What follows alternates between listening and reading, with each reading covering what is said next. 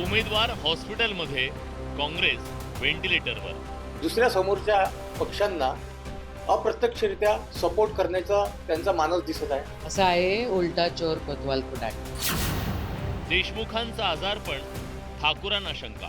हो, तर ICU मधनं जर तो इंटरव्ह्यू देत असेल भाऊ, तर काय आपण बोलावं याच्यावर? तो मॅनेज झाल्यासारखाच आहे ना. 15-20 कोटी रुपये त्यांना घेतले म्हणतात.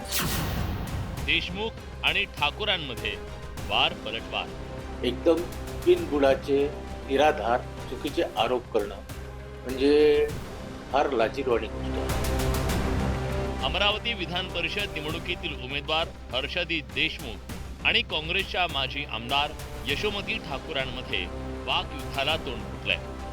ऐन निवडणूक प्रचाराच्या रणधुमाळीत हर्षजी देशमुख रुग्णालयात दाखल झाले.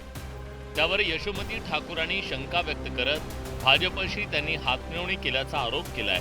यशोमती ठाकूरांचे हे आरोप देशमुखांनी मात्र फेटाळून लावले.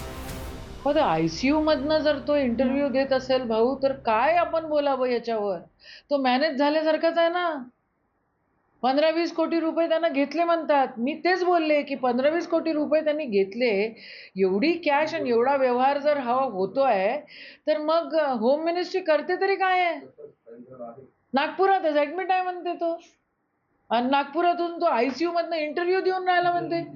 चीड येते या सगळ्या गोष्टीची आम्हाला पण.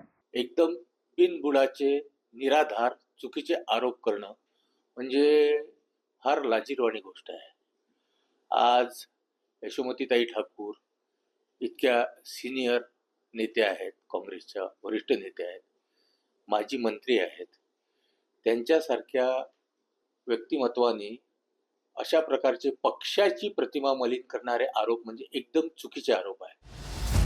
यशोमती ठाकूर आपल्यावर दबाव टाकण्याचा प्रयत्न करत असल्याचा आरोप देशमुखांनी केलाय. देशमुखांच्या या आरोपांचा यशोमती ठाकूरांनी समाचार घेतलाय. अप्रत्यक्षरित्या त्यांना समोरच्या पक्षांना मदत करायची आहे की काय आहे, आणि मला उमेदवारीमधून माघार घ्यायला त्यांना इन्सिस्ट करायचं आहे का, असंच मला वाटत आहे. म्हणजे असं तुम्हाला संशय आहे का की यशोमतीताई तुम्हाला डायव्हर्ट संशय म्हणजे डायव्हर्ट करण्याचं त्यांच्या वक्तव्यावरून दिसतच आहे, संशय दिसतच आहे. आणि मॅनेज कोण झालं, आता तर मला संशय येतात की खरोखर मॅनेज कोण झालं. मी तर नाही झालो, पण अशा प्रकारची जर वक्तव्य चालू आहे, अशा प्रकारच्या प्रतिक्रिया माझ्याबद्दल देत आहे, म्हणजे पक्षाची याच्यात नामुष्की करत आहे. आणि दुसऱ्या समोरच्या पक्षांना अप्रत्यक्षरित्या सपोर्ट करण्याचा त्यांचा मानस दिसत आहे. म्हणजे मॅनेज कोण झालं हा खरा संशय, याच्यावर प्रश्नचिन्ह आहे आता. उलटा चोर कोतवाल को डाके.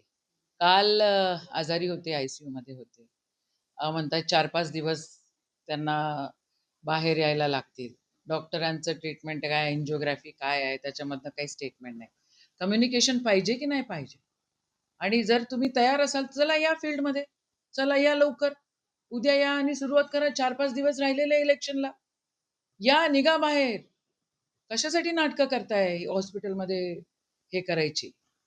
म्हणजे हे सगळे स्टेटमेंट भाजपला कसा फायदा होईल असे त्यांचे स्टेटमेंट्स आहेत. आणि हे काय न पटण्यासारखी गोष्ट आहे, चीड येण्यासारखी गोष्ट आहे. प्रकृती चांगली नसल्यानं रुग्णालयात दाखल असलो तरी आपला डिजिटल प्रचार सुरू असल्याचा दावा हर्षजी देशमुखांनी केला. त्यांच्या या दाव्याची यशोमती ठाकूरांनी खिल्ली उडवत थेट आव्हान दिलंय. माझं डिजिटल माध्यमातून लोकांपर्यंत, मतदारांपर्यंत पोहोचण्याचं कार्य चालू आहे. तब्येतीच्या कारणाने मी इथे आहे. तब्येत चांगली असताना मी 4-5 दौरे करून आलेलो आहे, संपर्क केला आहे, लोकांच्या भेटीगाठी घेतल्या आहे, त्यांना विनंती केली आहे मतदानासाठी. आणि इथे आता तब्येतीच्या कारणाने असल्यामुळे फक्त माझा आता प्रचार तिथे बंद आहे, पण माध्यमातून, डिजिटलच्या माध्यमातून चालू आहे. आणि मी कोणतीही माघार घेतलेली नाही. डिजिटलच्या मार्फत प्रचार असतो का? प्रचार असतो का? हे तर बालिशपणा आहे ना. कसलं डिजिटल? व्यक्तिगत आम्ही त्यांना 77 आमचे जे उमेदवार होते काँग्रेसचे, त्यांच्यासोबत भेट घालून दिलेली होती. स्थानिक उमेदवारावर त्या ठिकाणी जो काही रोष होता तो आहेच. आणि आम्ही त्यांना पूर्णपणे सगळेजण, जिल्हाध्यक्ष असो, शहरचे अध्यक्ष असो, विरोधी पक्ष नेता असो, महानगरपालिकेचे, आम्ही सगळेजण मिळून त्यांना हिंमत देत होतो.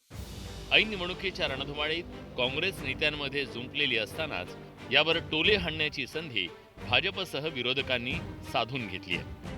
असं एखादं जीर्ण वस्त्र फाटगं म्हणून शिवण्याचा प्रयत्न केला तर तिथं त्या जीर्ण वस्त्राला आपण शिवण्याचा प्रयत्न केला तर ते दुसरीकडे फाटलं.